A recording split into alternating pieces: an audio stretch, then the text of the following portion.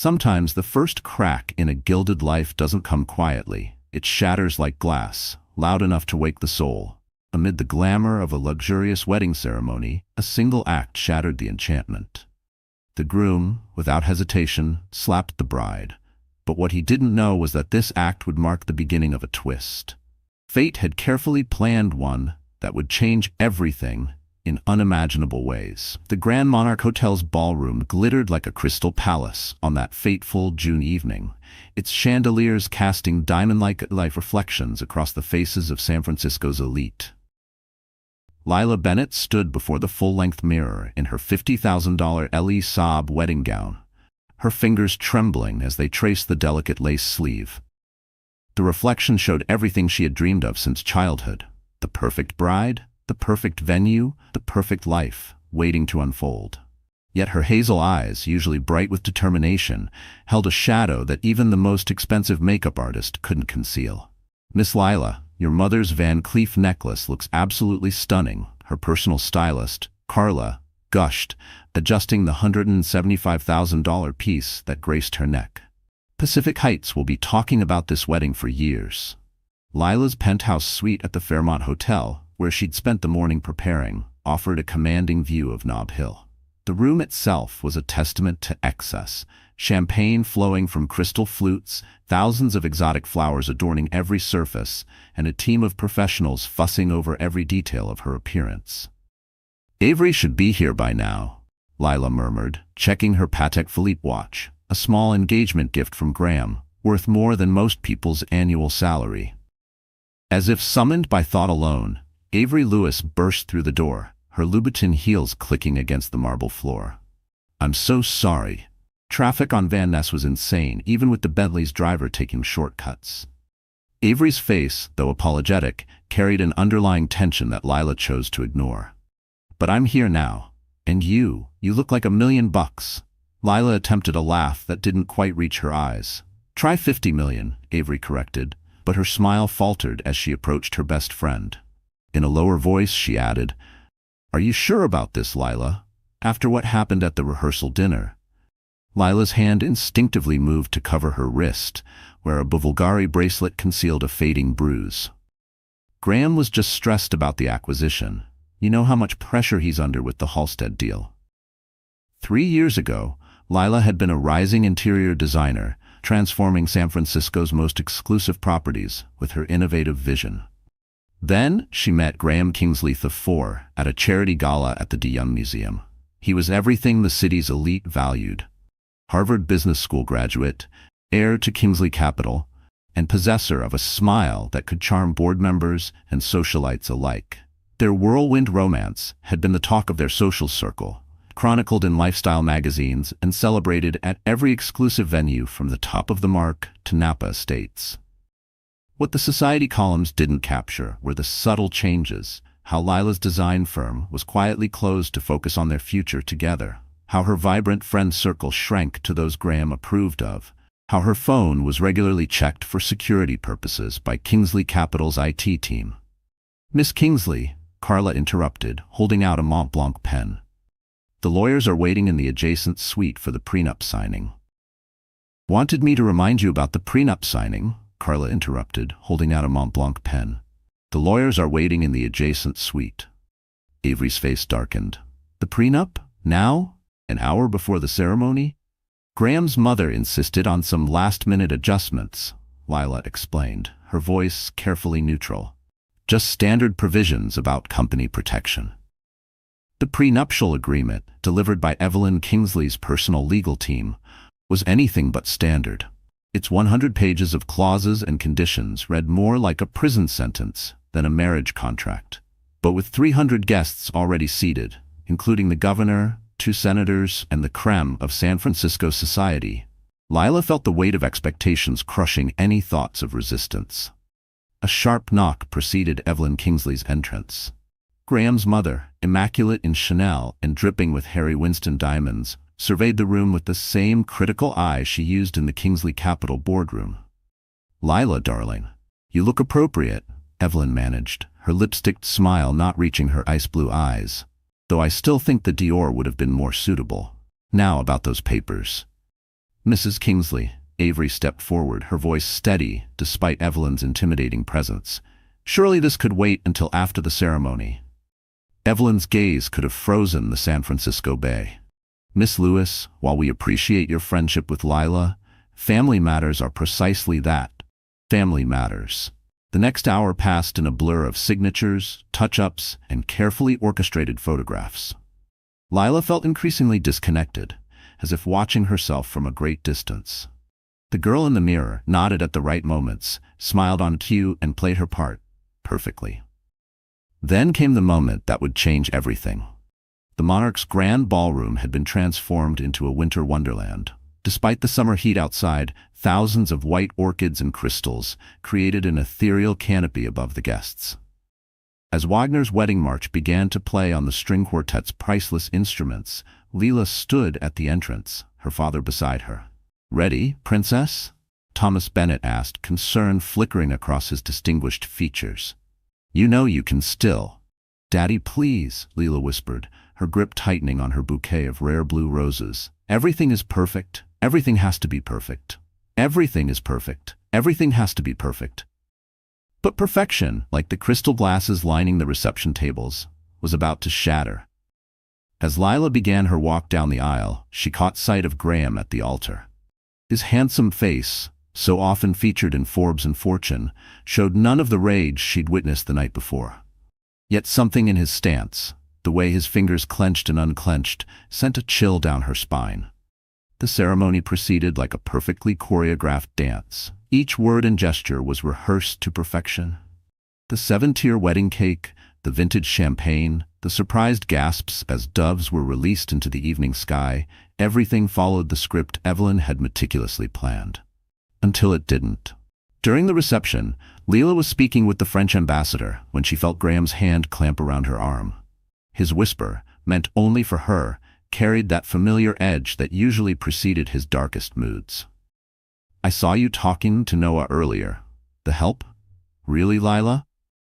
Noah, the handsome young sommelier who had merely recommended a wine pairing, had shown Lila more genuine kindness in that brief exchange than Graham had in months. Maybe that's why she did something she had never dared before. She pulled her arm away. The sound of the slap echoed through the ballroom like a gunshot, silencing the orchestra and freezing the dancers mid-step. Lila's cheek burned, but it was the public humiliation, the collective gasp of 300 of San Francisco's most influential people, that truly stung. In that crystalline moment of silence, as champagne bubbles rose in abandoned glasses and sheet music fluttered to the floor, Leela saw her reflection fractured across every shocked face in the crowd. And in each fragment she finally recognized the truth. She'd been avoiding it. This wasn't the beginning of her fairy tale. It was the end of her silence. The aftermath of the wedding reception unfolded like a carefully orchestrated symphony of damage control. Evelyn Kingsley's network of connections sprang into action with practiced precision. By morning, society pages had transformed the incident into a charming anecdote about passionate newlyweds, while social media posts mysteriously disappeared from guests' accounts. The Kingsley family's PR machine worked overtime, spinning tales of champagne-induced misunderstandings and romantic intensity. Lila found herself ensconced in Graham's penthouse at Skycrest Tower, San Francisco's tallest residential building. The $95 million apartment, a wedding gift from Kingsley Capital's board, offered spectacular views of the city through floor-to-ceiling windows. But to Lila, they felt more like the bars of an exquisitely appointed cage. "The Ashcrofts have invited us for dinner at Le Beau Rod," Graham announced one evening, adjusting his Brioni suit in the mirror.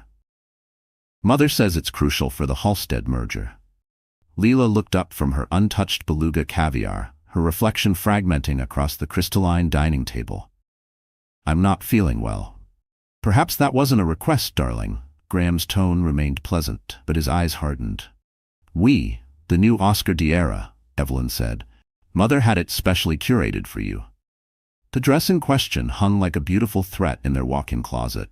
Every item in Lila's wardrobe now bore Evelyn's stamp of approval. Each piece was selected to project the image of Kingsley Capital's perfect daughter-in-law. Even Lila's personal shopper at Wilkes Bashford had been replaced by Evelyn's trusted stylist. Life settled into a gilded routine. Mornings began with Evelyn's assistant delivering a schedule of approved social engagements. Lunches were carefully choreographed appearances at San Francisco's most prestigious venues, where Lila played her role under the watchful eyes of Evelyn's social circle. Evenings belonged to Graham's business functions, where Lila stood by his side, the perfect corporate wife, her smile as practiced as her silence. But beneath the surface, tensions simmered. Graham's control grew more suffocating with each passing day. Her phone calls were monitored, her credit card statements scrutinized, her every movement tracked by the building's security team. Even her former colleagues in interior design stopped responding to her messages, quietly informed that Kingsley Capital might reconsider their contracts. "It's for your own protection," Graham would say, his hands gentle even as his words cut like knives. "You know how dangerous the city can be for someone in your position. Remember what happened to the Van Alstyne heiress last summer?" The threats were always veiled, wrapped in concern and sealed with designer gifts. After each episode of controlling behavior, a new piece of jewelry would appear. A Van Cleef & Arpels necklace, a rare Patek Philippe watch, a Cartier bracelet. Each gift felt like another link in an increasingly heavy chain. Evelyn's influence proved even more insidious. She orchestrated weekly family dinners at Le Marchand, where she would dissect Lila's every perceived flaw over perfectly plated French cuisine. "Darling, you simply must work on your table presence," Evelyn would say, her voice dripping with manufactured concern. "The way you held your fork at the Morgan Stanley dinner, well, let's just say people noticed, and that simply won't do for a Kingsley woman." The only respite came from Avery, who refused to be intimidated by the Kingsley family's power plays, despite Evelyn's attempts to freeze her out of their social circle. Avery maintained her weekly lunch dates with Lila at their favorite cafe in Pacific Heights. "You don't have to live like this, Lil," Avery urged during one such meeting, her voice low enough to evade the ever-present security detail. "My cousin's a partner at Aldridge & Chen. One call, and we could have you out of there with enough evidence to—" "It's not that simple," Lila interrupted, her hands shaking as she reached for her Hermes bag. "Graham's lawyers have everything locked down, the prenup, the NDAs, the corporate entanglements, and I'd lose everything." "You're already losing everything that matters," Avery countered, sliding a business card across the table. "Just keep this, please." But it wasn't Avery's lawyer who would ultimately shift the balance. It was Noah, the sommelier from the wedding, whose path unexpectedly crossed Lila's again at a charity wine tasting at the Dion Museum. "Mrs. Kingsley," he greeted her formally, but his eyes held the same genuine warmth she remembered. "The 1982 Lafite Rothschild might interest you. It's known for its complexity and hidden depths." Through seemingly chance encounters at various elite social functions, Noah became a subtle but persistent reminder of a world beyond the Kingsley family's influence. His knowledge of wine opened doors to conversations that even Evelyn's surveillance couldn't fully monitor. Each interaction, though brief, felt like coming up for air after being underwater. "The Chateau Margaux you recommended was extraordinary," Lila told him at another event, aware of Graham's eyes on her from across the room. "I never knew wine could tell such stories." "Every vintage has its own journey," Noah replied carefully, his meaning clear in his steady gaze. "Some need time to break free from their constraints before reaching their true potential." But their growing connection didn't go unnoticed. Evelyn's network of social spies reported every interaction, leading to increasingly volatile confrontations with Graham. "Do you think I'm blind?" Graham snarled one night, hurling a baccarat crystal glass against the wall. "Do you think I don't see how you look at him? How you embarrass me in front of everyone who matters?" The next day, Noah was fired from his position at the wine merchant that supplied San Francisco's elite establishments. His reputation was systematically dismantled through whispered rumors and strategic calls. Yet somehow, he managed to secure a position at a small but prestigious wine bar in Sausalito, just beyond the reach of Kingsley Capital's influence. Lila's world continued to shrink. Graham had new security features installed throughout their apartment. Cameras in every room, monitoring software on all her devices, and a dedicated team of personnel who reported her every move. Her weekly lunches with Avery were reduced to supervised visits in public places, always under the watchful eyes of Graham's men. Evelyn's psychological warfare reached new heights.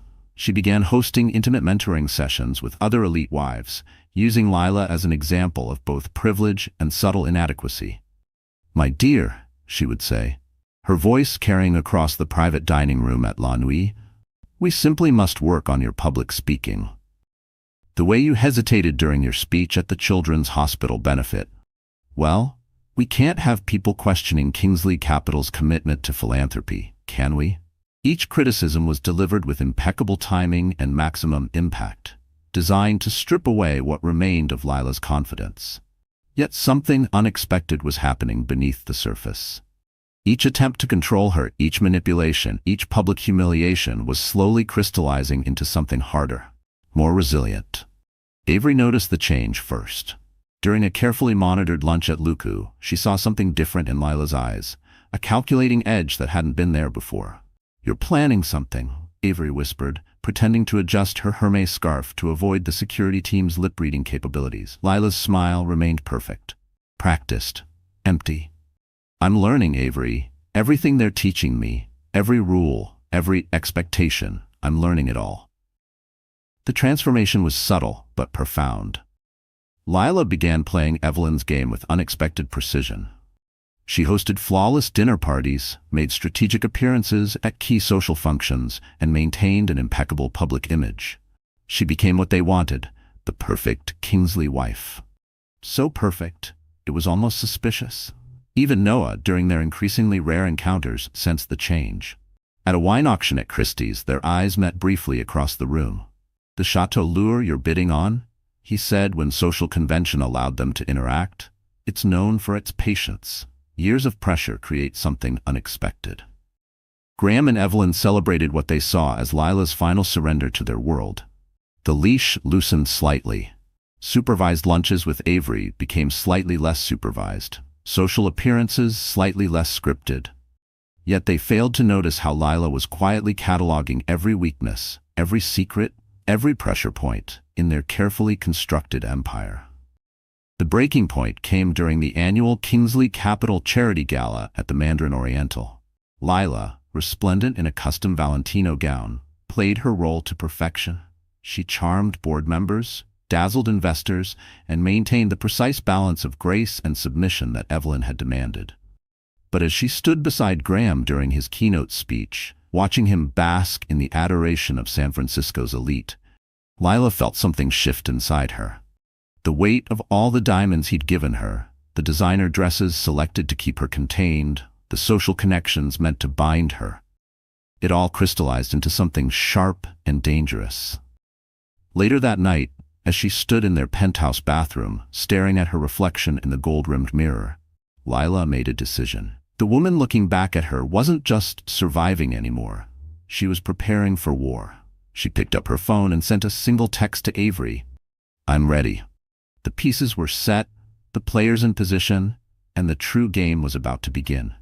Lila had learned her lessons well, perhaps too well for those who had taught them.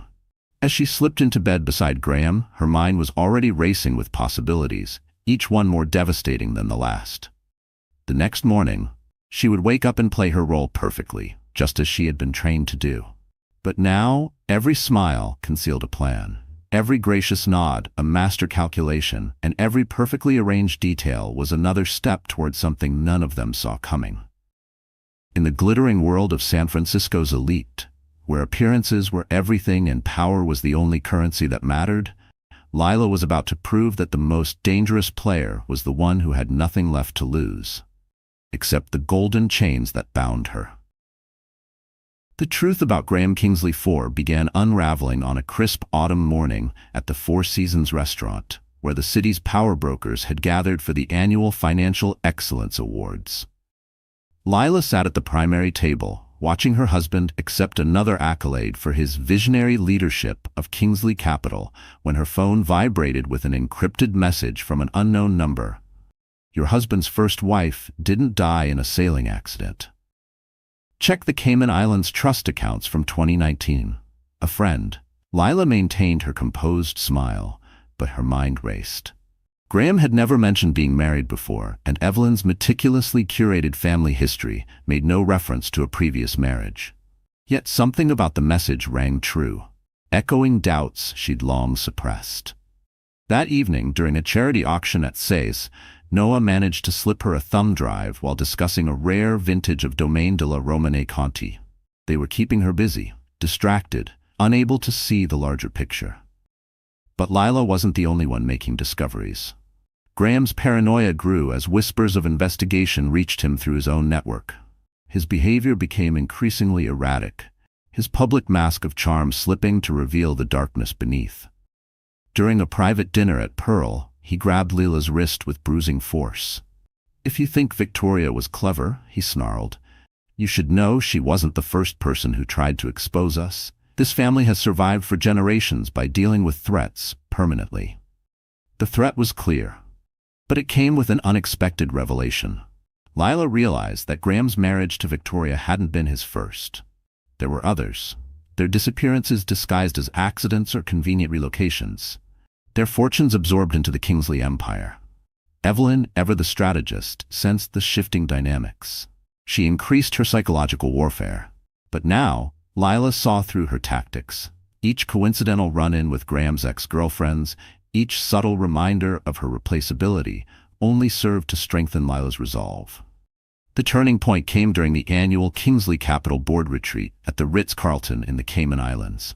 Lila, playing the role of devoted wife, used her access to photograph crucial documents while Graham was in meetings. But she wasn't the only one with an agenda. "I know what you're doing," a voice said behind her as she stood on her suite's balcony. It was James Thompson, the CEO of Thompson Global, their supposed merger partner. "And I want in." Thompson revealed that the merger was a trap. Kingsley Capital was planning to asset strip his company, leaving thousands jobless while pocketing billions. He offered to help Lila expose the truth, but his help came with conditions that made her question his motives. Meanwhile, Avery's cousin at Aldridge & Chen had assembled a team of lawyers ready to move against Kingsley Capital. But as they gathered evidence, Lila discovered a painful truth. Avery's family had old ties to the Kingsleys, and her cousin's firm had once helped bury Victoria's case. "I swear I didn't know," Avery pleaded during a tense confrontation at the De Young Museum. "My family kept me in the dark. But Lila, you have to believe me, I'm on your side." The web of betrayal and loyalty grew more complex with each passing day. Noah, despite the risks to himself, continued gathering intelligence from his connections in the luxury service industry. But even he had secrets. His apparently humble position as a sommelier masked connections to European banking families with their own grievances against the Kingsleys.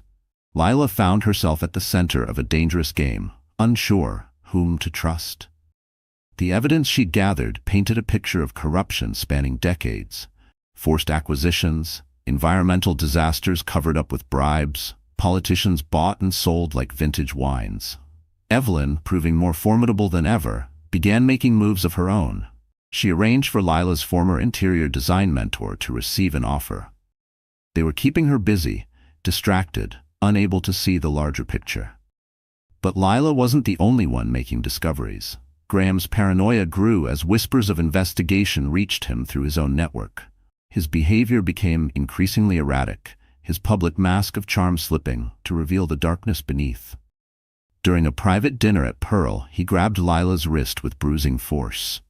"If you think Victoria was clever," he snarled, "you should know she wasn't the first person who tried to expose us. This family has survived for generations by dealing with threats permanently." The threat was clear, but it came with an unexpected revelation. Lila realized that Graham's marriage to Victoria hadn't been his first. There were others, their disappearances disguised as accidents or convenient relocations, their fortunes absorbed into the Kingsley empire. Evelyn, ever the strategist, sensed the shifting dynamics. She increased her psychological warfare. But now, Lila saw through her tactics. Each coincidental run-in with Graham's ex-girlfriends, each subtle reminder of her replaceability, only served to strengthen Lila's resolve. The turning point came during the annual Kingsley Capital Board retreat at the Ritz-Carlton in the Cayman Islands. Lila, playing the role of devoted wife, used her access to photograph crucial documents while Graham was in meetings. But she wasn't the only one with an agenda. "I know what you're doing," a voice said behind her as she stood on her suite's balcony.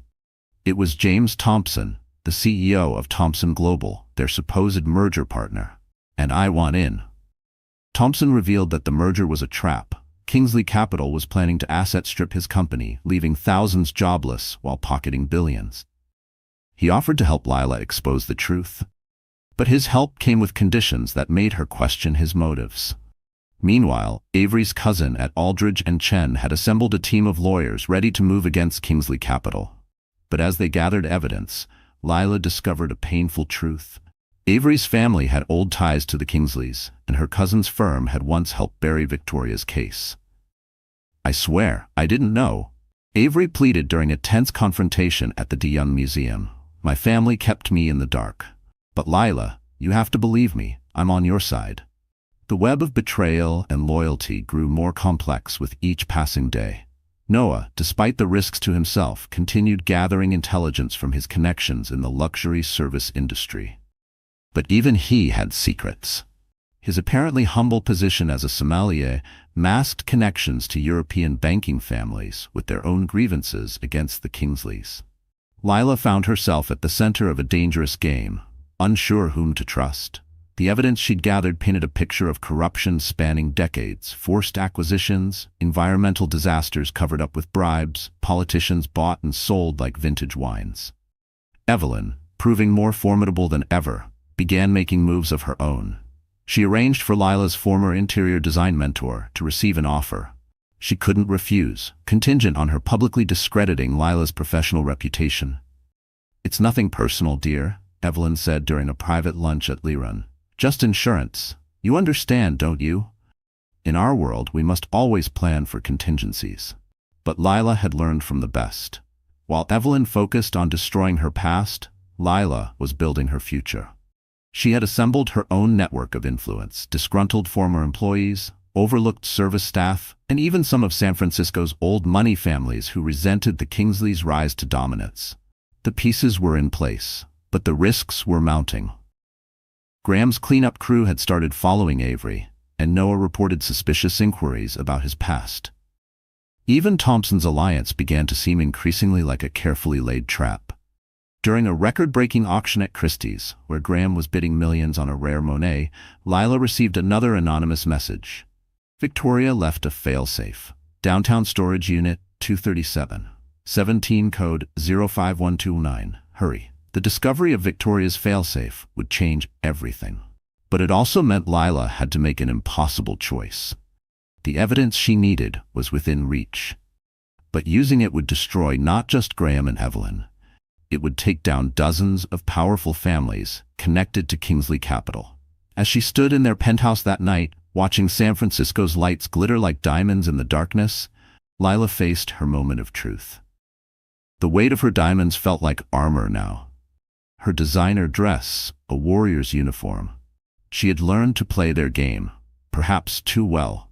Tomorrow would bring either her greatest triumph or her final defeat. But as she prepared for bed, maintaining the perfect facade of a devoted wife, Lila allowed herself a small, dangerous smile. In teaching her to be the perfect Kingsley woman, they had created something far more dangerous than they could have imagined. The next morning's headlines would shake San Francisco's foundations. But the real earthquake was still to come. The game was no longer about escape. It was about justice, revenge, and the price of truth in a world built on beautiful lies. Lila's investigation led her deeper into the Kingsley family's history of manipulation and control. During a private exhibition at the San Francisco Museum of Modern Art, she encountered an elderly art curator who had worked with the family for decades. Between discussions of priceless paintings and upcoming auctions, the curator revealed a pattern that sent chills down Lila's spine. "Every generation has its Evelyn," the curator whispered, pretending to admire a Kandinsky, a woman who maintains the family's power through whatever means necessary. "Your mother-in-law, she learned from the best." Her own mother-in-law orchestrated similar accidents in the 1980s. The revelation added another layer to Lila's understanding. The Kingsley dynasty wasn't just about wealth and power. It was about control, passed down through generations, each era bringing new methods of maintaining their iron grip on San Francisco's elite society. That evening, during a private concert at the War Memorial Opera House, Lila noticed something unusual. Evelyn's normally impeccable composure slipped when she spotted an unexpected guest, an elegant woman in her 70s who commanded attention despite her minimal jewelry and understated Chanel suit. "Margaret Blackwood," Noah murmured, appearing beside Lila with a glass of champagne. The only person who ever successfully challenged the Kingsley family and lived to tell about it, though she lost everything in the process. Lila managed to arrange a clandestine meeting with Margaret at the NEA Gallery's cafe over Viennese coffee and pastries worth their weight in gold. Margaret shared her story, a tale of resistance, sacrifice, and survival that paralleled Lila's own with haunting similarity. "They'll try to isolate you completely soon," Margaret warned her, aged hands trembling slightly as she reached for her cup. When Evelyn started losing control of her first daughter-in-law, she arranged for her to be committed to a private psychiatric facility in Switzerland. The poor girl never returned. The weight of these revelations pressed heavily on Lila as she attended the grand opening of a new luxury hotel tower that evening. Graham was there, charming investors with practiced ease while keeping her within arm's reach. His possessive gestures, once masked as affection, now felt like warnings. But Lila wasn't without resources of her own. Through careful observation and strategic planning, she had identified potential allies among the hotel staff, people who had witnessed the Kingsley family's darker moments and kept their silence out of fear rather than loyalty. The hotel's head of security, a former military intelligence officer named Marcus Kane, proved particularly valuable. He had maintained detailed records of every incident he'd been asked to handle for the Kingsley family over the years. "I've got documentation of at least 3 cover-ups," Marcus revealed during a brief conversation in the hotel's security office, including footage. "From the night Victoria disappeared, I kept it as insurance," Marcus told her. "But maybe it's time it served a greater purpose." Lila's network of allies continued to grow, but so did the danger. Evelyn's surveillance became more obvious, almost threatening in its visibility. New security personnel appeared in the building, their presence a constant reminder of the family's reach. During a charity gala at the California Academy of Sciences, Lila overheard a conversation between Graham and one of his trusted advisors that confirmed her worst fears. They were discussing contingency plans, ways to handle her if she became problematic, like Victoria. "The facility in Switzerland is still an option," the advisor suggested, his words nearly lost in the ambient noise of the gala. "Or there's always the sailing accident scenario. It worked before." The conversation sent Lila into action. She began making preparations of her own, converting some of her jewelry into untraceable cryptocurrency accounts, establishing connections with journalists known for their integrity, and securing multiple escape routes. Avery, despite the complicated revelation about her family's connections, proved invaluable in this phase. She helped Lila set up a secure communication network using burner phones and encrypted messaging apps. More importantly, she introduced Lila to a group of domestic violence survivors who had rebuilt their lives after escaping wealthy, powerful abusers. The final piece of Victoria's puzzle waited in that downtown storage unit. When Lila finally managed to access it, she found something unexpected. Not just evidence of financial crimes, but proof of a systematic conspiracy involving some of San Francisco's most prominent families. Victoria had uncovered a network of shell companies and offshore accounts that went far beyond Kingsley Capital. The documents revealed how the city's elite had been protecting each other's secrets for generations, creating an intricate web of mutual blackmail and support. The implications were staggering. Using this information wouldn't just expose Graham and Evelyn, it would shake the foundations of San Francisco society itself. Lila realized she held in her hands the power to destroy not just her abusers, but an entire system of privilege and corruption. As she returned to the penthouse that night, Lila knew she had crossed a point of no return. The evidence she had gathered was too explosive to be ignored, too comprehensive to be buried. The question was no longer whether to use it, but how to survive its revelation. In the morning, she would wake up next to Graham, kiss him goodbye as he left for the office, and maintain every appearance of the perfect Kingsley wife. But beneath that polished exterior, plans were already in motion. Plans that would change everything. The game had evolved beyond personal survival or revenge. Lila now stood at the crossroads of a much larger battle, one that would either reshape San Francisco's power structure or destroy her in the attempt. The stakes had never been higher, and the next move would determine not just her fate, but the future of an entire social order built on gilded lies and beautiful deception. The transformation of Lila Kingsley began in the private exhibition space of a Soma art gallery, where she stood before an abstract painting worth millions, seeing herself reflected in its fractured surfaces. The piece, a recent acquisition by Kingsley Capital's corporate collection, depicted a butterfly emerging from a gilded cage, an irony not lost on her as she planned her own emergence. "Your eye for design hasn't diminished," noted Regina Winters, a legendary gallerist who had once championed Lila's interior design work. "Though I suspect you see things differently now."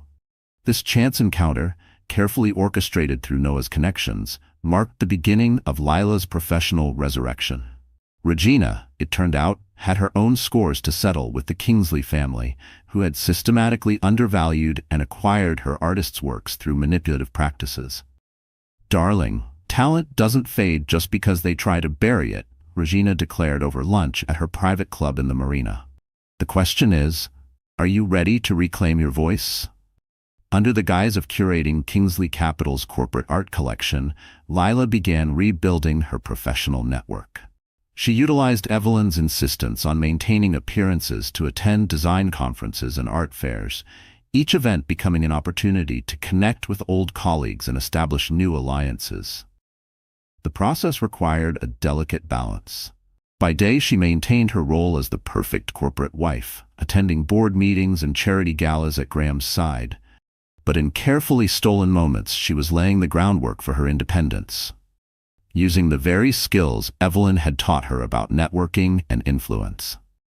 "You've learned to move differently," Avery observed during one of their supervised lunches at Liren, "like a chess master who's finally seeing the whole board." Lila's transformation extended beyond the professional sphere. Through a discreet arrangement with Dr. Sarah Chen, a renowned psychiatrist who specialized in treating survivors of high society abuse, she began addressing the psychological trauma of her marriage. Their sessions, disguised as spa appointments at the Mandarin Oriental, helped Lila understand the intricate web of manipulation she'd been caught in. Dr. Chen, who had treated other women from San Francisco's elite circles, provided crucial insights into the patterns of control and abuse that characterized families like the Kingsleys. Your hypervigilance, your ability to read rooms and anticipate threats, these aren't weaknesses, Dr. Chen explained during one session. They're survival skills. Now it was time to turn them into strengths. Lila began applying these insights to her daily life. She transformed her forced social appearances into opportunities for gathering intelligence and building alliances. Every IT board she was pressured to join became a potential network of support. Every social obligation, a chance to strengthen her position. Noah, moving seamlessly through the world of luxury service, became an invaluable partner in her evolution. His wine expertise provided cover for their meetings, while his connections helped her establish secure channels of communication with other allies. "The best vintages," he reminded her during a wine tasting at the St. Regis, "develop their character under pressure. But timing the harvest is crucial."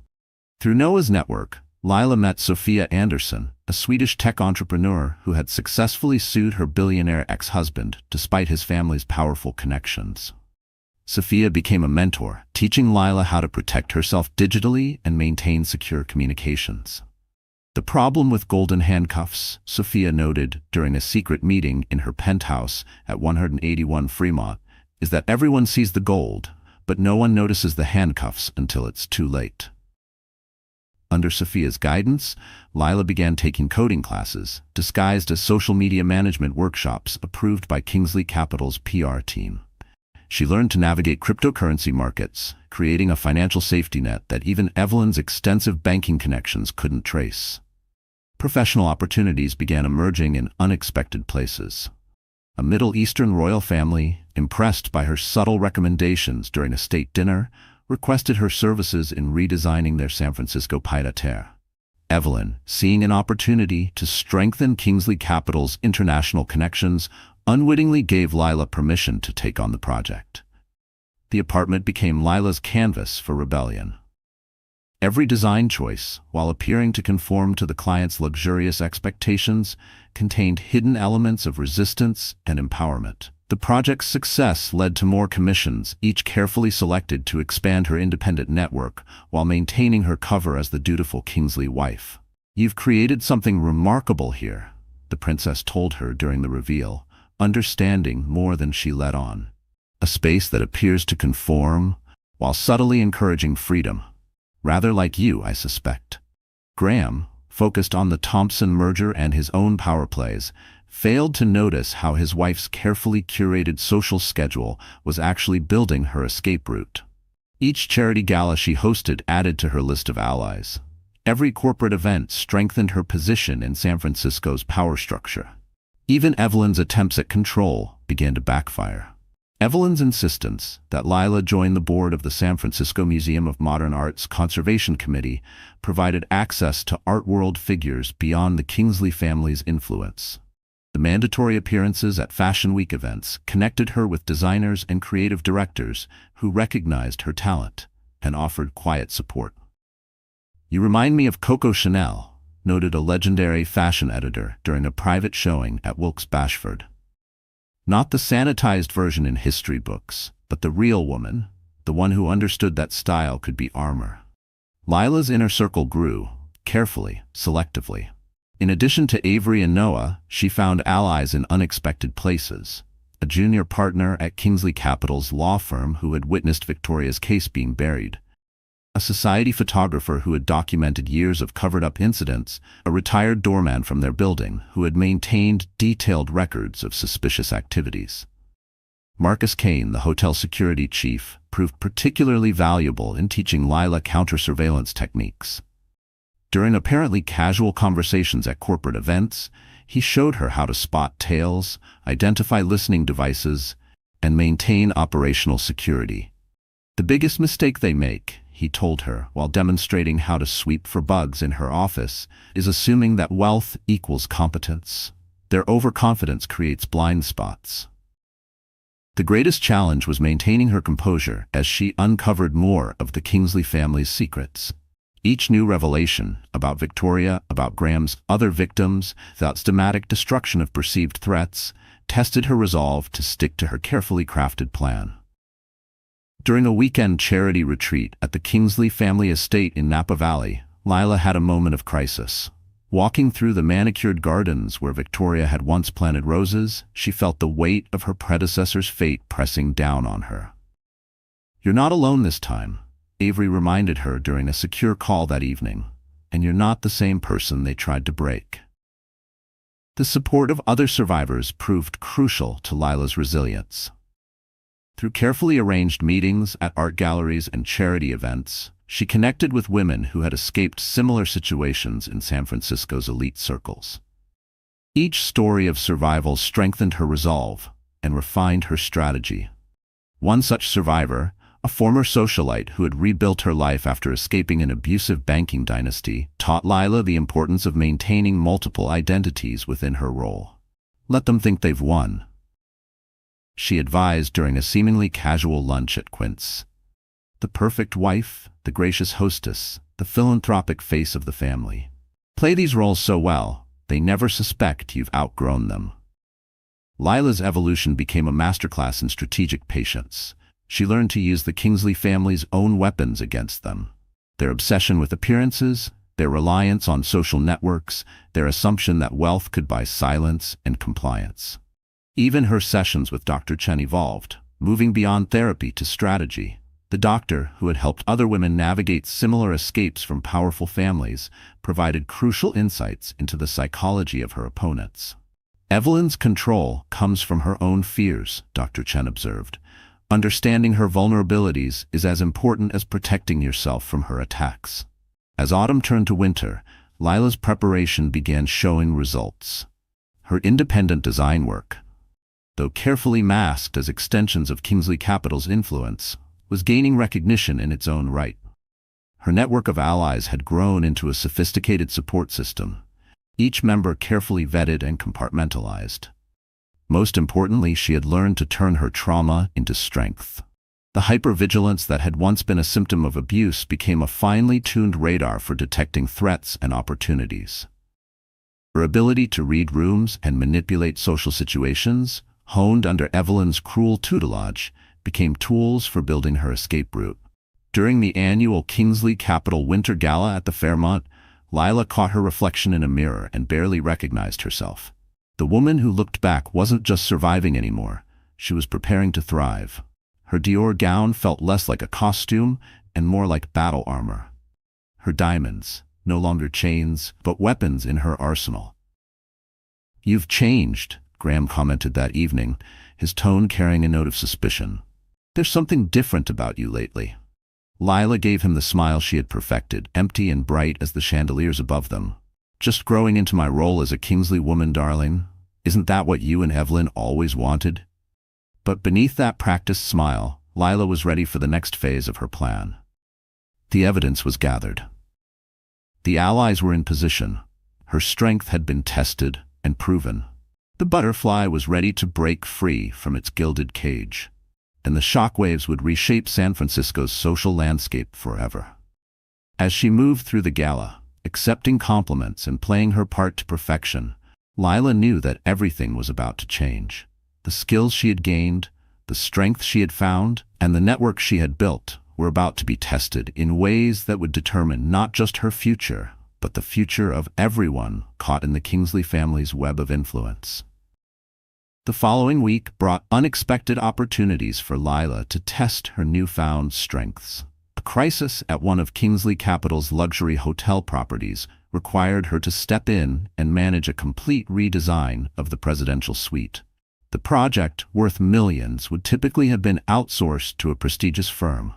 But Lila convinced Graham and Evelyn that handling it internally would demonstrate the family's personal commitment to excellence.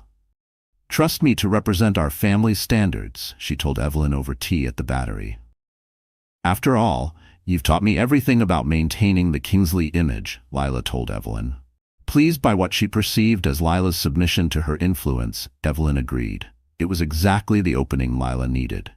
The hotel project became a showcase for her strategic thinking. She assembled a team of contractors and artisans who, unknown to the Kingsleys, had all been victims of the family's business practices in the past. Each one brought not just their skills, but their own motivation for seeing Lila succeed in her larger plan. The marble for the bathroom. "We're sourcing it from the Castellano quarry in Italy," she informed Graham during a project review. What she didn't mention was that the Castellano family had once owned 3 luxury properties in San Francisco before Kingsley Capital orchestrated their financial ruin. Through the project, Lila also connected with Diane Zhang, a rising star in the Bay Area's real estate development scene. Diane, who had survived her own escape from an abusive business partnership, recognized the signs in Lila immediately. "The trick isn't just getting out," Diane advised during a private meeting in her office at Salesforce Tower. "It's making sure you have somewhere to land. Let's talk about your future in design. Your real future, not the one they've planned for you." Together, they began laying the groundwork for Lila's independent design firm, disguising their meetings as consultations for the hotel project. Diane introduced Lila to key players in the industry who operated outside the Kingsley sphere of influence, each connection carefully vetted and secured. The hotel project also allowed Lila to demonstrate her business acumen. She brought the redesign in under budget while exceeding expectations, earning praise from Kingsley Capital's board members. More importantly, she used the project to establish her own relationships with suppliers, contractors, and industry professionals, connections that would prove vital to her future independence. But one evening, as she reviewed project schedules and supplier contracts alone in her temporary office, a flicker of unease crept in. The tactical negotiations, the way she anticipated Evelyn's moves before they happened, how effortlessly she used charm to manipulate vendors. It all felt familiar. Uncomfortably so. For a fleeting moment, Lila caught her reflection in the glass wall and thought, "Is this what Evelyn sees in herself? Am I becoming her?" The thought chilled her more than she expected. Her rise in control and power had been hard-won, but now that she was tasting it, she wondered if the methods she used were too close to the ones she had once condemned. She sat with that feeling, the discomfort of it, until it passed, not because it disappeared, but because she chose to remember the difference. She wasn't doing this for domination or legacy. She was doing it for freedom, for justice, for something honest. "You've managed to turn a simple renovation into a masterclass in networking," Avery observed during a site visit. "They think you're building their empire, but you're actually building your escape route." Even Noah found ways to contribute to the project, using his wine expertise to help design a state-of-the-art wine cellar for the hotel's penthouse suite.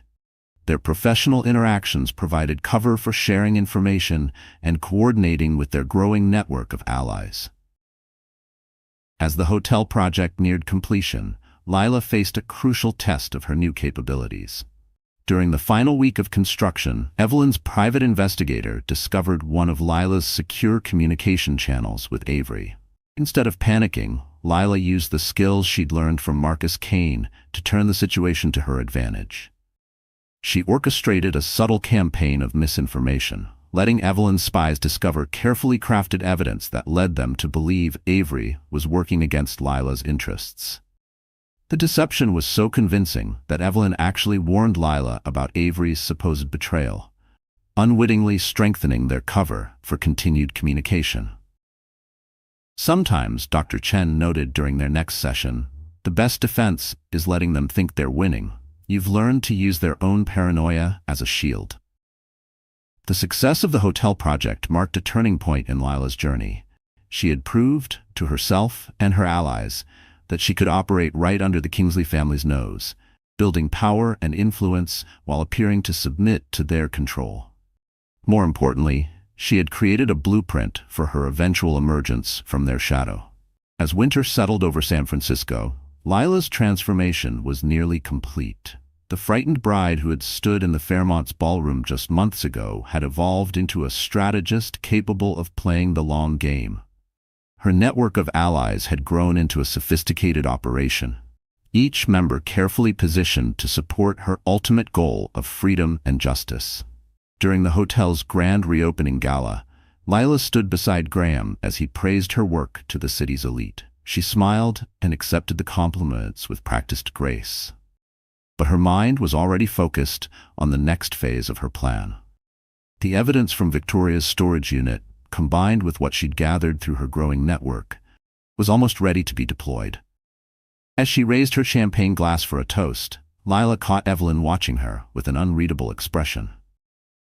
For a moment, their eyes met across the crowded room, and Lila wondered if her mother-in-law sensed the change in her.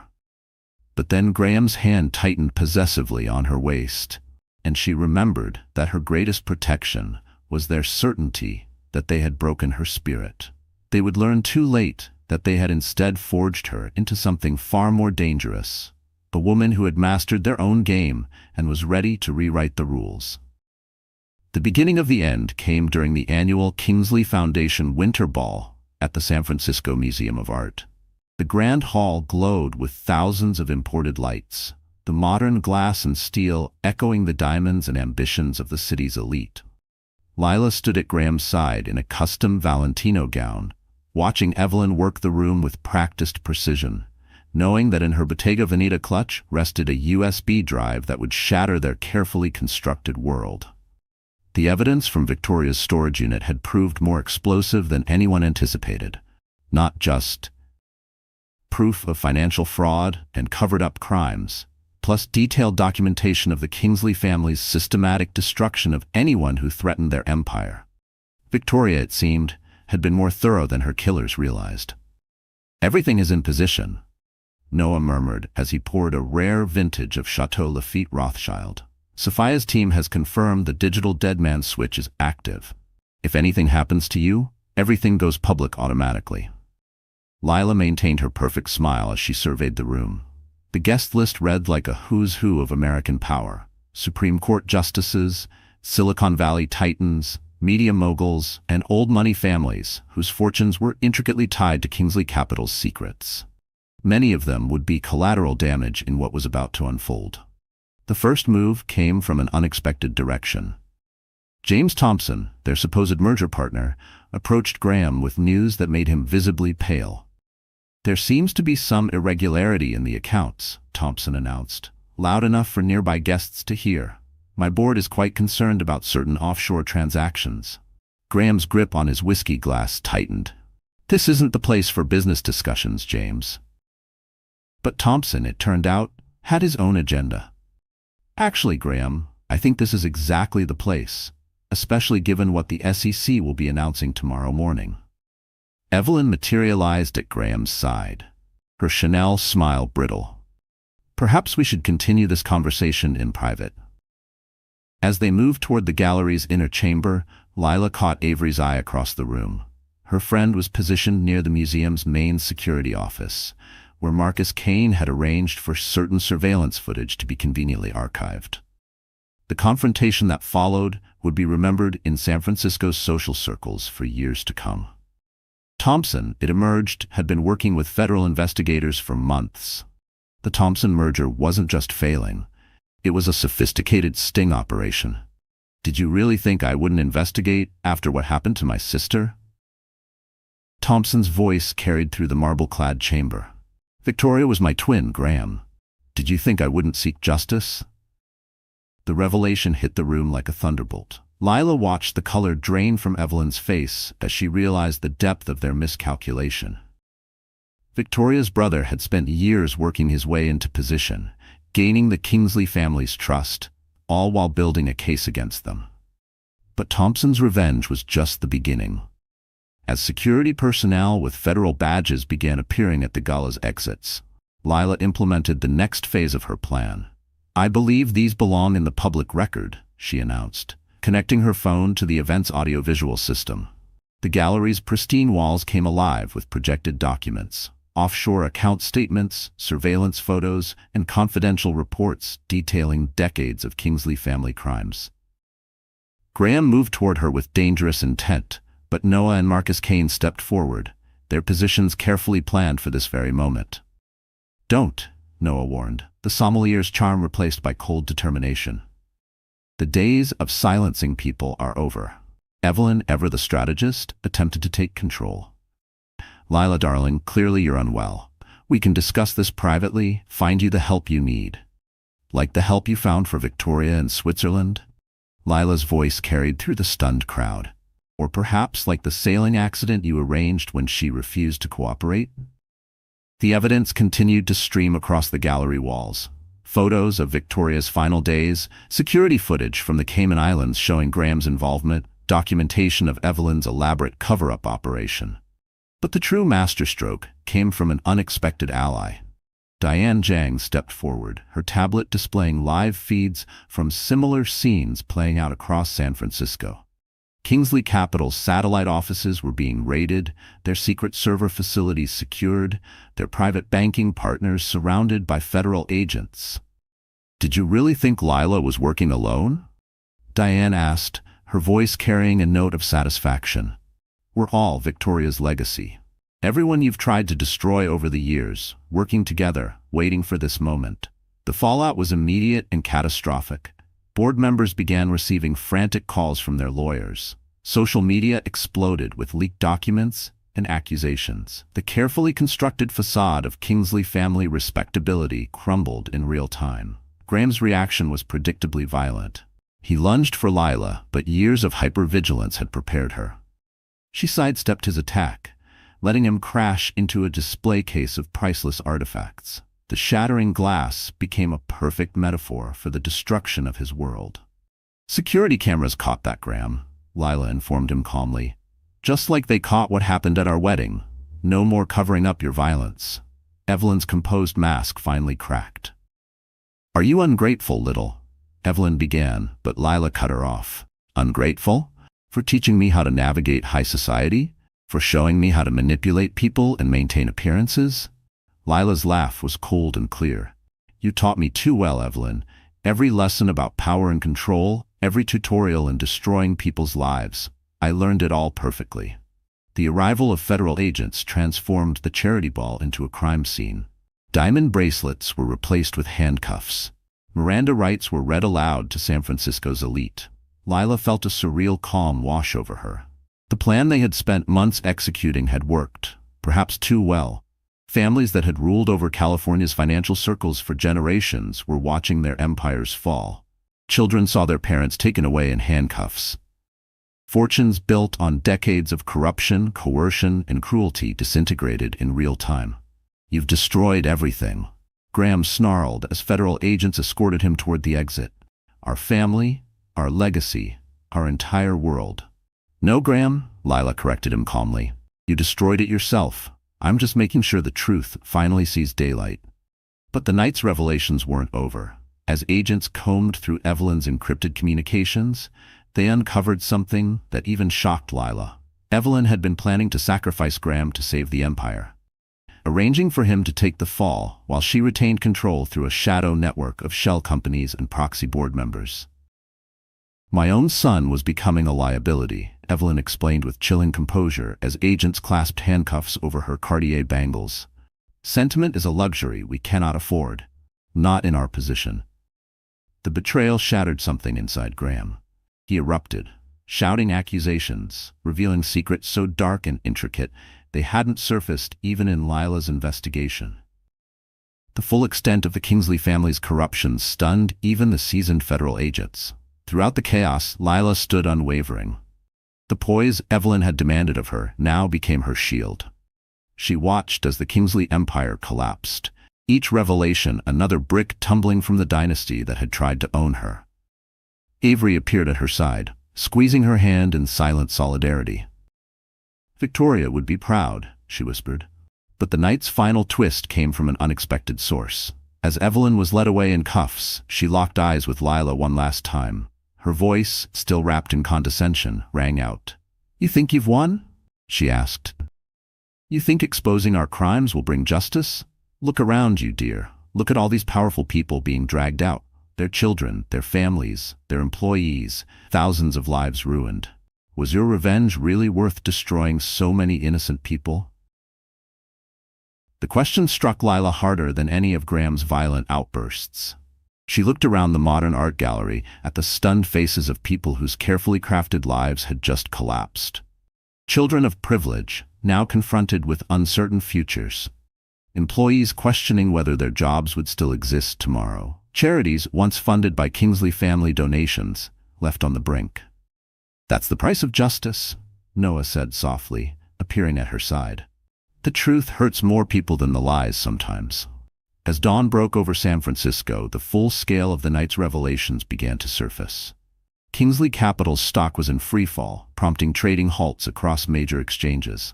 The Thompson merger was revealed as part of an intricate federal sting involving multiple agencies. Arrests were being made throughout the city as irrefutable evidence of systemic corruption emerged. Lila stood on the steps of the gallery, watching the rising sun cast a golden hue across the skyline. The files Victoria had once gathered, now distributed to the right hands, had been replaced in Lila's clutch by a deeper burden. The responsibility for what came next. Was Evelyn right? She asked Avery, who stood beside her as another group of federal agents moved into the building. Did we cause more harm than good? You gave people the truth, Avery replied gently. What they choose to do with it is up to them. The media was already swarming, eager to dissect the scandal that would dominate headlines for months. Lila understood this wasn't the end. There would be hearings, testimonies, and the arduous process of ensuring that those unjustly affected would find paths to recover. The Kingsley family's reign had ended, but the damage extended far beyond their circle. The innocent children of culpable parents, employees kept in the dark, cultural and philanthropic institutions now left scrambling. All of them bore part of the cost for uncovering the truth. Miss Holloway, reporters called as she descended the museum steps. Did you orchestrate this from the beginning? Was your marriage to Graham Kingsley part of a larger plan? Lila paused and turned slightly, gazing back at the building where her illusion of a perfect life had shattered. In its place stood something harsher, colder, but undeniably more real. "No," she said at last. "I planned to be the perfect Kingsley wife. Instead, I became something they never expected. Someone who refused to be broken." As dawn lit a transformed San Francisco skyline, Lila realized her greatest challenge was only just beginning. Exposing the truth had been the easy part. Living with its consequences would demand everything she had left. That morning brought a cascade of new revelations. As federal agents combed through Kingsley Capital's sleek headquarters on Montgomery Street, they discovered a concealed vault inside Evelyn's private office. What lay inside? Decades' worth of blackmail material, damning evidence of crimes and scandals, revealed how the Kingsley family had maintained their grip over the city's elite for generations. "The scale of this is without precedent," the lead federal prosecutor declared during an emergency meeting in a secured conference suite at the Four Seasons. "We're looking at potentially hundreds of indictments involving some of the most influential figures in the country."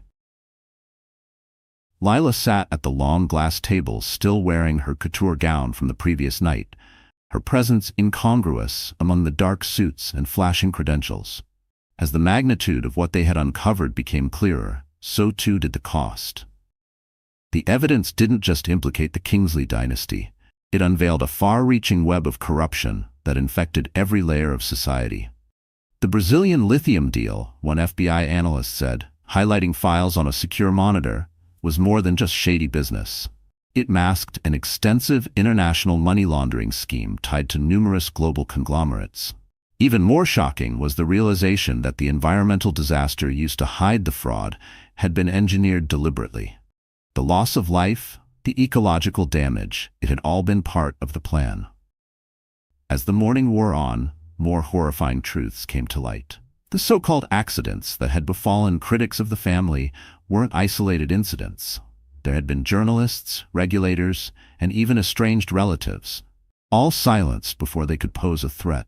Noah, who remained at Lila's side throughout, received word from his European contacts. "The Swiss accounts have been frozen," he reported. "Evelyn's escape routes are evaporating. The offshore network is imploding." But it wasn't just numbers and legal documents that crushed Lila. It was the people. Stories began to surface, real, human stories. Former employees who'd been bullied into silence, family businesses that had been bankrupted.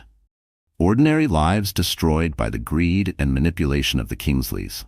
During a brief break, Lila stood in the marble powder room of the hotel, facing her reflection in the gilt-edged mirror. She still wore the uniform of the world she had just dismantled, but now stood on the other side of its power. "You did what needed to be done," Avery said quietly, stepping in beside her. "But that doesn't make it easier." Outside, the line of reporters, agents, and attorneys stretched down the corridor. The day was far from over. Each outlet wanted Lila's perspective on a different angle of the scandal. She kept her poise, channeling the media skills Evelyn had once drilled into her, but now wielding them to amplify the truth. A particularly poignant moment came when Margaret Blackwood, the woman who had once dared defy the Kingsley family, arrived at the Four Seasons. Despite her years, she moved with the quiet strength of someone who had outlasted monsters. "They take everything from you," Margaret said, her lined hands gently clasping Lila's. "But they can't take who you are, unless you let them." By evening, the collapse of Kingsley Capital's empire was visible to the world. The stock market had plunged to its worst day since the 2008 crash. Companies tied to Kingsley Capital faced imminent insolvency. The shockwaves were rippling through global finance, shaking foundations long thought unbreakable. Graham, now in federal custody, began cooperating with investigators, offering increasingly damning revelations in a desperate attempt to save himself. His disclosures about Evelyn's plans left even seasoned agents stunned. "She was going to have me institutionalized," he raged during interrogation. Her own son. She had the commitment paperwork prepared months ago. "Lila wasn't the threat, I was." Evelyn, ever composed, preserved her aura of control even in detainment. Presented with overwhelming evidence, she merely offered a cold smile and requested counsel from the elite firm of Wexler, Temple & Lipton. Her final message to Lila, delivered through her attorney, was both cryptic and chilling. "You'll understand one day. Here, power isn't about justice, it's about survival. And survival always comes at a cost." As night blanketed San Francisco, Leela stood by the window of her suite at the Four Seasons, watching the lights flicker across a skyline that once represented the Kingsley's invincibility. Now it felt like the city itself had awakened, blinking in the light of long-buried truths. Noah joined her at the window, no longer just a sommelier, but a strategist, a survivor, and a partner in her revolution. "The French call this l'heure bleue," he said softly. "The blue hour. That moment between day and night, when everything changes." The days ahead would bring more headlines, more indictments, and the continued unspooling of a dynasty's legacy. But for now, standing in the silence of that in-between hour, Lila allowed herself to feel it. The weight of what they had done and the world they had begun to reshape. Avery stood beside Lila at the window. When the adrenaline fades, that's when the real work starts. Lila nodded, fully aware that exposing the Kingsley family's empire was only step one. The greater challenge would be helping rebuild what had been lost, restoring faith in a city broken by deception. As midnight approached, Lila received a final update. James Thompson, Victoria's brother, had officially taken control of Kingsley Capital's board. His first move? Establishing a reparations trust for the victims of the family's crimes, with Lila as one of its founding trustees. "It's not just about exposing them anymore," James said on a secure call. "It's about healing, and making damn sure this never happens again." Standing at the suite's window, watching San Francisco's skyline shimmer in the night, Lila understood that her mission had only just begun. Bringing down the Kingsleys was only the beginning. "We'll have to be stronger than they ever were," she murmured, her voice carrying the weight of conviction. "Not to maintain power, but to ensure it never gets misused like this again." The night stretched ahead, filled with unknowns. But for the first time since she had walked down the aisle at the St. Regis, Lila felt entirely free. The cost of that freedom had been steep, more than she could have imagined. But with her allies beside her, watching a city wake from its slumber, she knew every sacrifice had mattered. 3 months later, San Francisco's elite landscape looked nothing like it had before. The ballrooms that once echoed with Kingsley galas now hosted conversations about asset seizures, plea deals, and public reckonings. The winter social calendar, once packed with galas and charity auctions, had been replaced with hearings and televised depositions. Lila viewed this new world from an unexpected vantage point. The glass-walled office of the Kingsley Victims' Compensation Fund, located in what had once been her prison, the penthouse of the Kingsley Tower on Park Avenue. The very place that had once suffocated her now served as a refuge and resource center for survivors of elite abuse. "The irony's not lost on me," she said to Avery during a late-night strategy session, undoing the damage with the very tools they used to cause it. The work was intense. Every day, new survivors came forward, and with them came deeper truths. What had once been thought of as a singular scandal was now revealed to be systemic, a pattern of manipulation and silence that extended through generations, across industries, and down the social ladder. From CEOs to doormen, no layer of society had gone untouched by the Kingsleys' reach. Graham's trial had become a national spectacle. His public breakdown revealed secrets that stunned even those familiar with the Kingsley legacy. He turned completely against Evelyn. His testimony laid bare decades of manipulation and psychological abuse within the Kingsley dynasty. "She made me what I am," he declared in a particularly dramatic courtroom moment.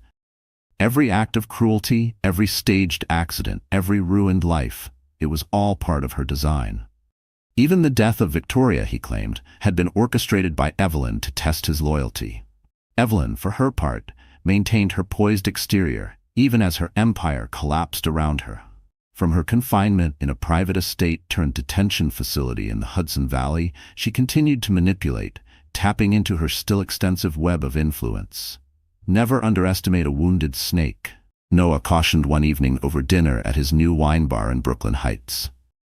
"Evelyn still has allies in places we haven't uncovered yet." His warning proved prescient. As Lila worked tirelessly to repair what the Kingsleys had destroyed, she encountered unexpected sabotage. Board members who had pledged their support suddenly created bottlenecks. Donations meant to support victim funds were delayed without reason. Crucial documents vanished from encrypted systems. Her contingency plans had contingency plans, Marcus Kane explained grimly. Now head of security for the Victims' Compensation Fund, Marcus had uncovered new encrypted accounts and hidden caches of data nearly every week. Months later, the most unsettling discovery came from James Thompson, Victoria's brother. During a private briefing at Thompson Global's new offices, he showed Lila files that reframed everything. Victoria wasn't just building a case against the Kingsleys, he said, navigating through a network of encrypted archives. She was mapping an entire ecosystem of families like them, dynasties built on generations of silence and control. The Kingsleys were just one head of a vast, toxic hydra. This revelation forced Lila to reconsider the scope of what they'd accomplished. The Kingsleys' fall had left a vacuum. Now other corrupt bloodlines were moving to fill it, reshaping, regrouping, and rebuilding. As the team gathered in what had once been Kingsley Capital's boardroom, the symbolism wasn't lost on anyone. "Feels like tempting fate," Avery remarked, scanning the skyline through the panoramic windows. The same view once represented dominance. Now it signaled duty. Lila had brought together a formidable alliance. Diane Zhang, with her digital forensics and tech acumen, Sophia Anderson, leveraging financial intelligence from her battles with another dynasty, and Margaret Blackwood, whose institutional memory of elite corruption was invaluable. The old guard families proved invaluable in helping Lila understand the deeper currents of systemic corruption, but it was Dr. Sarah Chen who diagnosed the most vital truth. "We're not just confronting financial crime," she told them during a closed-door strategy session. "We're up against a mindset, a worldview passed down through bloodlines, a belief that power justifies everything." That chilling assessment became more evident as they sifted through the deeper layers of Victoria's investigation. The documents detailed a web of intermarried elites and shared interests, each family guarding the other's secrets behind a shield of philanthropy and public virtue. The Kingsleys had wielded immense influence, but they were only one cog in a larger, self-sustaining machine of privilege and control. "It's like a matryoshka of rot," Noah remarked, his former wine world expertise now bolstered by insight into how luxury industries enabled this elite protection racket. Each layer hides a more elaborate one underneath. Through it all, Lila's transformation only deepened. The same social strategies Evelyn had once drilled into her, the ability to manage power dynamics, intuit hidden motives, and remain poised under fire, became the very weapons she used to dismantle the system. A pivotal moment arrived when the fund hosted its first major public initiative, a symposium at the Metropolitan Museum of Art. Lila personally curated the event, inviting survivors, reformers from elite backgrounds, and global advocates. The goal was twofold: expose generational patterns of abuse and offer models for real accountability and systemic healing. Even incarcerated, Evelyn attempted to derail it. Allies still loyal to her whispered to tabloids, painting Lila as vindictive, unstable, and opportunistic. Articles seeded doubt about her qualifications and hinted she was exploiting trauma for personal power. The night before the symposium, a package arrived at Lila's Tribeca apartment. Inside, a single black rose and a handwritten note unmistakably from Evelyn. "Every revolution becomes the monster it claims to slay. You'll learn." But Lila had spent too long letting fear define her narrative. At the symposium's opening address, she projected the note onto the screens surrounding the Temple of Dender. "This," she said calmly, "is how power preserves itself, not through laws, but through intimidation and shame." She addressed the crowded audience at the symposium with steady resolve.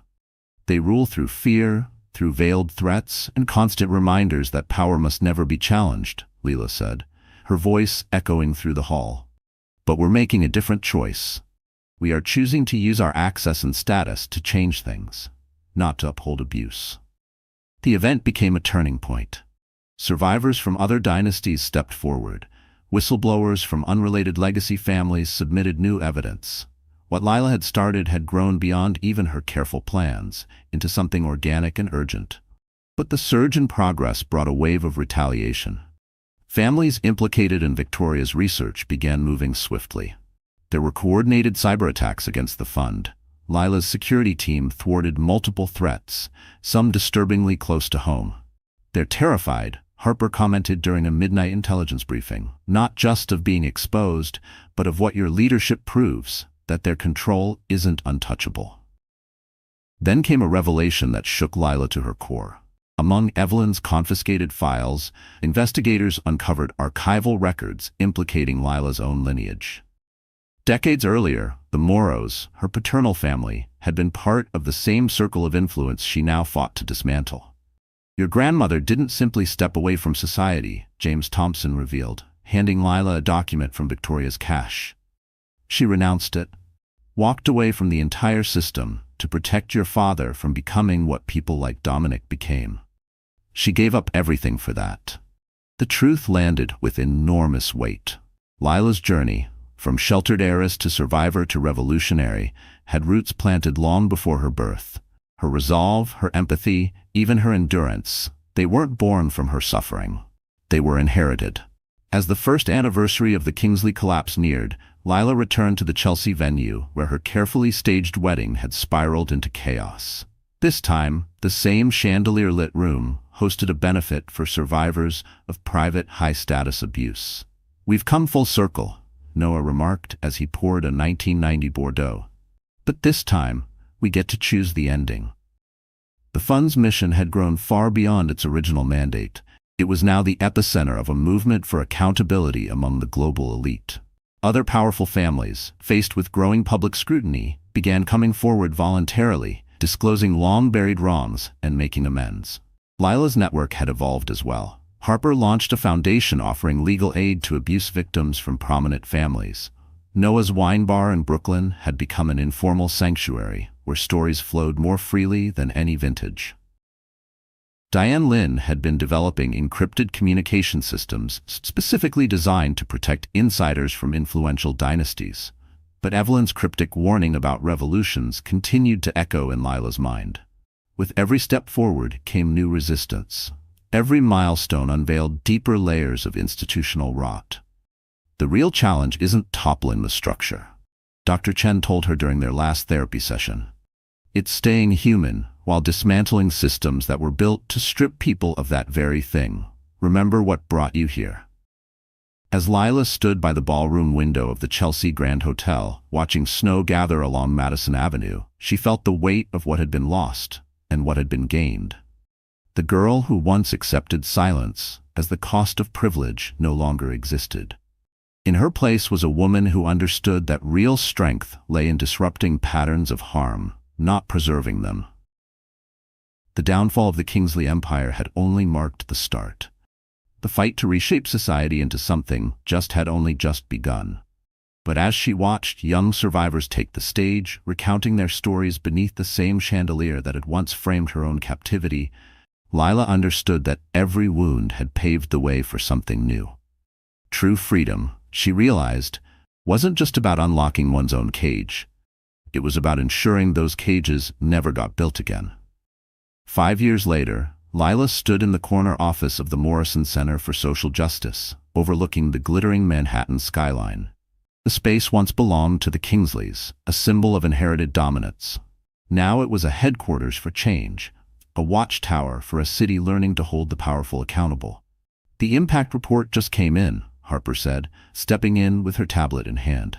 Her legal team, now spanning multiple continents, occupied nearly an entire floor of the building.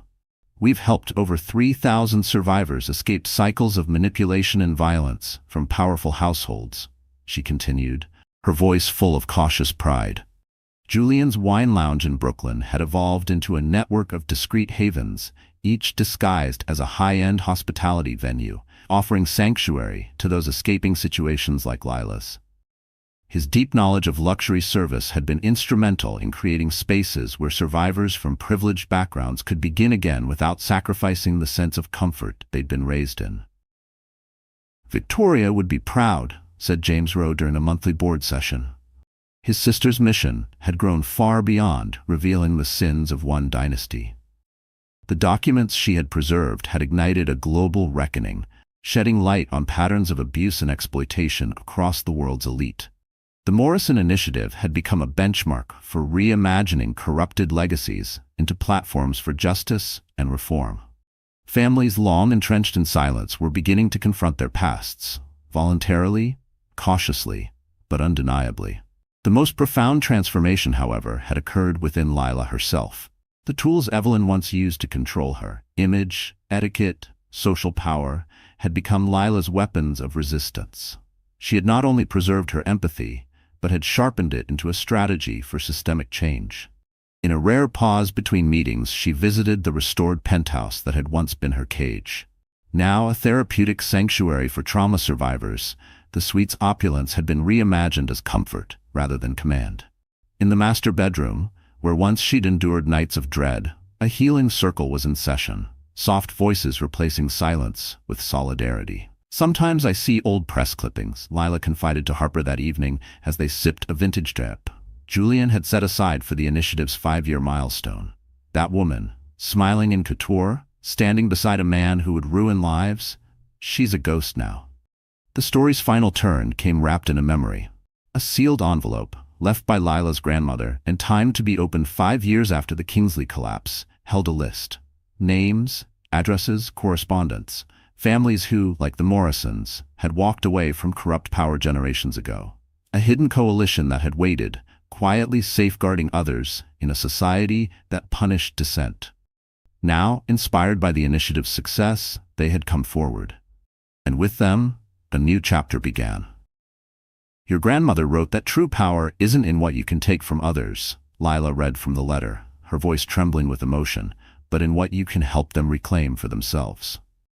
As she prepared for yet another evening at the plaza, this time not for a gala hosted by others, but for a celebration of survivors who had rebuilt their lives, she caught her reflection in the office window.